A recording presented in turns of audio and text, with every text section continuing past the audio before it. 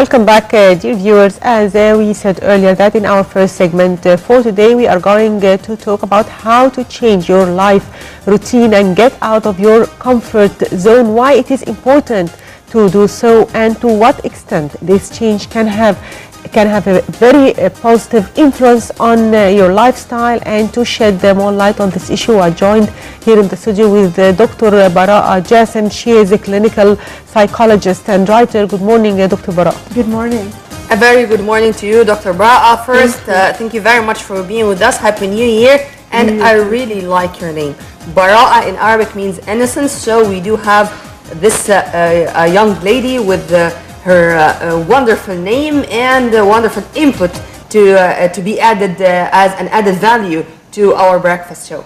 Dr. Baraa, I'm not going to say something general, but at least the majority, let's say so, we do hate routine, but it's compulsory. We are forced to have or to lead a routine in our life. True. Whether it's related to work, it's our daily life at home, you name it. What's the importance first of breaking this routine, or the importance of having a change, at least from time to time? Okay, well, good morning, ladies, and it's my pleasure to be with you today. Having routine, well, first let me tell people what routines are, even though we all know that it's a sequence of actions regularly followed. So that's what routines are. It's simple and basic. We do need it, like you said. It's very important to have routines in our life, otherwise we will live a chaotic life. Is it important to break those routines? Yes, from time to time it's very important. We need to be flexible at times, but we cannot just break it just like that. And what I mean is, for example, TV presenter, you have to wake up at a certain time, you have to be at the show, you have to get ready. Those remind me things. See, but you have to have those routines. If you don't, then you won't be at the show on time. Yeah. So that's a problem. However, after you're done, you can break that routine, the different routine for the rest of the day and do other stuff. You know, do more fun stuff. Normally when people associate routine with something negative, they're trying to tell you something else. For example, sometimes the wife will say, I'm so tired of this life, I do the same thing over and over again. All we do is wake up, prepare food, clean the house. But if you take her out of this comfort zone, she will not feel comfortable. Not only that, what she's trying, you're absolutely right, but what she's trying to say is something else. Saying that I hate this routine life, it's just a facade for something else. What she's trying to say, you guys are not telling me thank you enough. I'm doing so much for you. Or she's trying to tell the husband, you're not taking me out enough. So she's telling you something else behind, oh, those routines are negative. So they are what we make of it, the routines. So, is there a way to make the routine not equivalent to the word boredom? Absolutely. Like I said, have routines that are necessary for your life. If you're a mom, dad, you have to wake up at a certain time, you have to help your kids dress up, and it makes your life easier.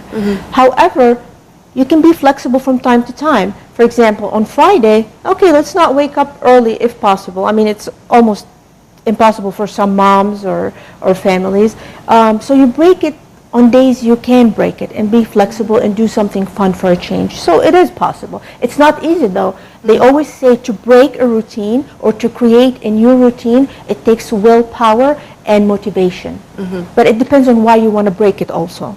So in your opinion, why does the word comfort zone brings negative connotations?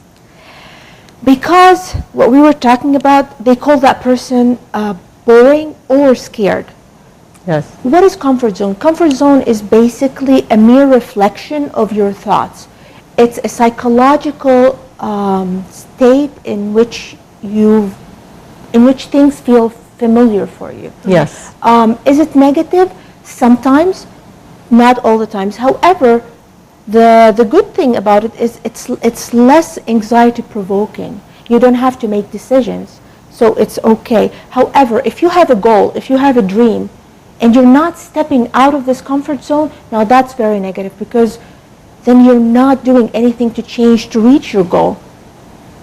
Yes. So, Dr. Baraa, let me put my question in other words, giving myself as an example. For example, I should wake up in the morning at certain time, go to work. But for example, let me this day listen to another radio station. Okay? Let me put my makeup in another way. Let me, for example, even, I mean, this is of course, it can be considered under the umbrella of individual variations. If I'm reading some prayers or some verses of the Holy Quran, I should read or have other verses. I mean, just to make even my brain more active. And as far as I know, that this way would prevent me or prevent people from Alzheimer, for example. To train your brain not to have the same routine by doing the same routine, but in other ways, a day after the other. If you want to elaborate on this. I totally agree with you. And that's some of the issues with having routines is they say you're not creative anymore. But I see a person who's very creative here, who's able to find the good in the day, the good in the routine. And I totally agree with you by doing something new within your routine. Within my routine. Absolutely. This is my question. Absolutely. I totally agree with you. If it makes you happy, go ahead and do it. Some people, they love their routines. Some people is what we call OCD, obsessive compulsive disorder. Yeah. So they will be in a car, for example, and they're like, okay, let me try something new. And then they're like, nope, let me go back to my show. I like that better. So within your routine, and I love that examples and those examples that you gave, change if you want. It's my experience, so I want to share it with my viewers and to see if what I'm saying is applicable. It is. And it's positive, I mean beneficial. It's absolutely positive and beneficial for some people. For other people, they're afraid. For example, what you just said, let's try a different type of makeup. A strong woman like yourself will say, you know what, I'm going to try it. So what, if I don't look my best, if it's not 10 out of 10, at least I've tried something new today. Other women, they would think, you know what, let me stick to what I know best. And even in fashion, they always say, we stop at a time where we looked at our best. You'll always see people like wearing the same style, putting the same kind of makeup and everything, because that's what they, you know, what makes them look best in their head. But I agree with you, we should try new things. So do you think that as we get older, it's harder to make change in our life, and this is more applicable in young people? Absolutely. In our brain, it creates pathways, like real pathways for things that we do. To break it and to create new pathways, it's almost impossible. That's why I said at the beginning, it takes willpower and motivation. Yes. You know, for example, and I love that you mentioned the age thing. With age, some women, some men, their metabolism slows down. Yes. So you need to start doing other stuff and having new habits, new healthy habits, eating at a certain time, eating less. To be able to do that, you're going to have to break those routines. If I'm used to wake up in the morning eating, for example, bread or whatever, now I have to change my routines. So it is not easy when I get older to change what I got used to do all my life. Because it's easier to just, you know, you're on an autopilot during the day. You're just, you know, you wake up, you know what to do, and you continue. So as you get older, you don't want to change that. You don't want to start driving again and thinking about what should I do. Also, when you're not on autopilot doing your routine, it means that I have to make decisions and take new decisions. And when you get older, you're like, nah, I don't think I want to do that at this point. So I'm very happy you've given this example about food and about nutrition. I started this 18 years ago. Dr. Baraa, I don't know why we as Egyptians, and not Egyptians, by the way, I mean in the Arab region, we are very much passionate people. And we mix our routine with our nostalgia. For example, if I'm listening to a specific song, it would remind me of school times. And so, I want to listen to it every single day to remind me of the good old days. And this is an example which, and there are a lot of examples like that. Is it positive, healthy to mix our routine with our nostalgia, with the good old days? Or this is something which is going after a while not to be that positive as before? Okay. This is my belief.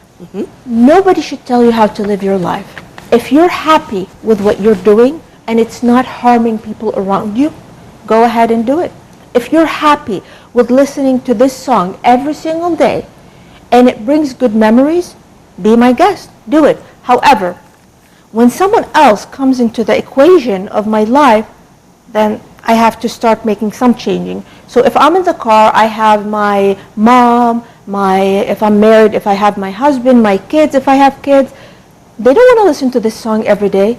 It doesn't trigger good memories for them, it triggers good memories for me. So I have to shift and change. So I believe, do whatever makes you happy. However, be considerate of other people. Yep. So, yeah. So what is your advice to people who really needs change in their lives? Like I said, it's not easy to change your life, and nobody should tell you how to live your life. Be happy, do what you need to do, but be considerate of other people.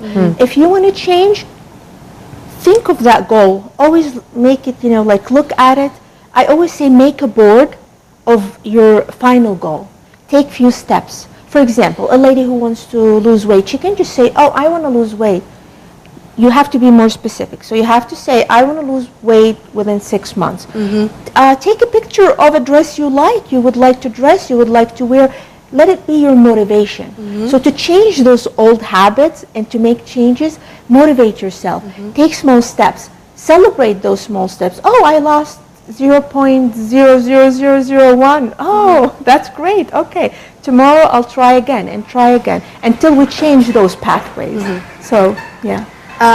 Dr. Baraa, here in Egypt, unfortunately, we do not appreciate the days off, the vacation.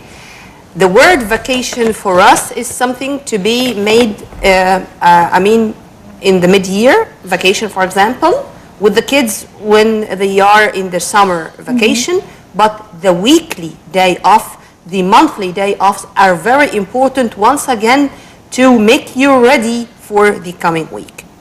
If you are going to give us a piece of advice to evaluate or to appreciate a day off, what you're going to say? Unfortunately, you're mentioning a very important point, and I don't mean to be biased towards mom but as a mom, even on vacation, you're not off. You still have to take care of things. You still have to do things. Responsibilities, ma'am. That's a must, Yeah. So, and I always say couples, partners, they should help each other. Sometimes you can take a time off, let's just say a time off, because if we say a day off, it's scary for people, but let's say time off, an hour, 2, 3, 4, on a weekly basis, where you can just go away from your responsibilities, from the families, recharge yourself, and your partner needs to help you. It's extremely, extremely important, because I always say, if you don't stop, your body will stop you eventually. And a lot of people will say, oh my God, I was healthy, everything was perfect, all of a sudden I'm sick and I have this. Actually, you were never perfect. You were healthy from the outside, but you were not living that healthy lifestyle. So give yourself a break, give yourself a mini vacation, few hours every now and then, do things that you like, otherwise your body will not continue the way you're going on. It will stop you. So do you think that a routine can have a physical impact on a person's body? It depends on what you make of it, absolutely. For example, an athlete. He has to wake up every day and he has to practice and he has to do what he has to do. So yes, and it has also a psychological effect on you. Absolutely. It makes you happier or less happy. As a kid, if I don't have routines, I'm going to live a chaotic life. When I grow up, by the way, the idea of OCD, when people become OCD, it means that they had such a chaotic life where they were not in control of their environment. So they had to they're so rigid about their routines when they grew up. So not having routines will damage you in the future, actually. And when we're living the life, maybe we don't notice it a lot, but after a while, it starts, to show. Yes. Yeah. Dr. Baraa, there are a number of people who are thinking even while they are sleeping. If we do have some exercises to make just my brain just like a TV, switch on and switch off. If there are some exercises to keep me out of this world for a while, to get myself ready to continue my life with all the big things I have and with all the responsibilities we do have. As you've kindly mentioned, a mom, even if she is in a vacation, she's going to think all the time about how she is going to use this vacation for the sake of her family. Absolutely. How to make myself free of all this, at least for a while, as you've kindly mentioned, even for hours, not even for a day. Okay. I'm going to go back to the point you just mentioned, a mom and kids. Create routines for these kids to help you. Tell them, you guys are going to wake up earlier with me. Because here, in our in the Middle East in general, if you don't have help, the mom will wake up, she'll prepare the breakfast, wake the kids up. Don't do that. Create new routines for them. Okay, guys, I need you to wake up with me. I need you to get your cup. I need you, so that way you can also relax. If we're talking about at night, how can I sleep? How can I relax? I wish it was something we press on and off. Life would be much easier. They have what they call bed hygiene. And when I heard that word, I'm like, bed hygiene? Does that mean I have to clean myself before I... No. What they say is, do not go to bed if you're not ready to sleep. Do not use your cell phone in bed. Do not use your laptop in bed. Do not watch TV in bed. Do not read in bed. Do everything outside that room, and this room should be only for sleeping. So do whatever you need to do. Check your phones, take your calls, emails, do everything. When you go to bed, you have to sleep.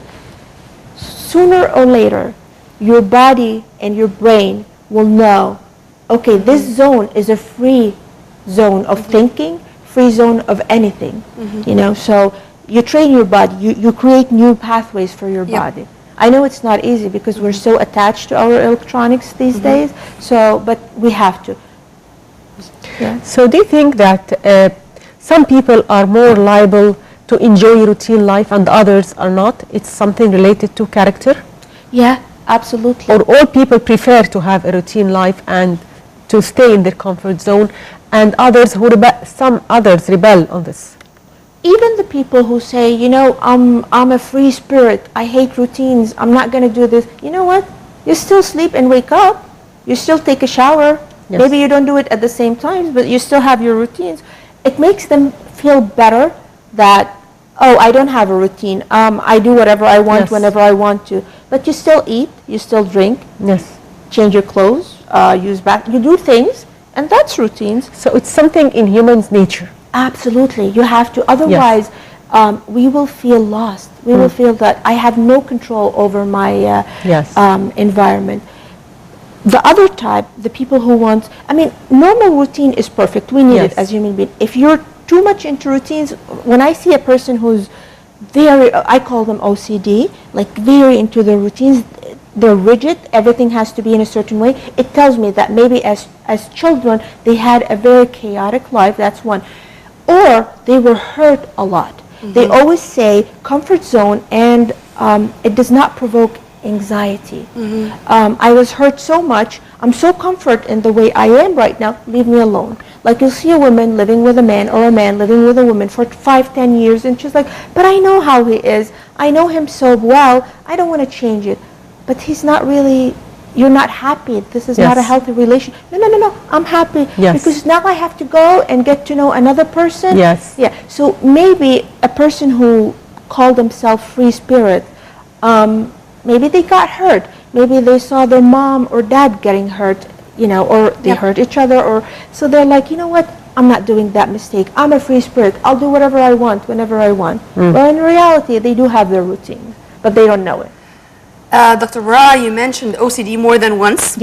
And tell you something, I call the routine, or I found that routine makes us autistic in a way. We are all autistic in a way, repeating the same moves every day, or even many times daily. Yeah. We are all this person. Yeah. And the so-called free spirit is only a concept for themselves. It's Yes. not for the surrounding, True. as far as I understand that. But I'd like to ask you about something which is, I don't know if it is far from psychology or deep inside psychology. Do you believe in colors, in precious stones, for example, in taking care of my aura or my chakra, and how these things can help? Or these are things which are only impressions, or something which I can consider, if I do believe in them, they are going to be useful. If I don't believe in them, they are not going to be useful at all. Okay. What we're talking about is what they call the placebo effect. You know how they say give the water shot, and if you tell the person this medication will heal you, it will heal you. Your brain is so powerful. If you believe that, for example, this is my lucky shirt, and if I wear it today, the interview will be like perfect. If I believe in that, my brain will start reacting and help me do things to succeed. Colors, yes. I mean, everything you talked about is within psychology also. Anything in this world, psychology is in it, involved in it. Colors, yeah, they do. Some colors are more relaxing than other colors. I do believe in aura. I do believe in all that. Other people doesn't. I personally do, but if you don't, good for you. If you do and it works for you, perfect. Anything is what you make of it. So if it makes you feel lucky, if it makes you feel happy, more comfortable, go ahead, do it. Don't let anyone stop you and tell you what to do. Okay, Dr. Baraa Jassem, clinical psychologist and writer, thank you for being with us today. Thank you. Have a very good day, ma'am, and thank you very much for your input, and Happy New Year. Happy New Year to you, ladies. Thank you. Thank you. And now, dear viewers, we'll go for a short break, and we'll be back with our second segment for today, and stay tuned.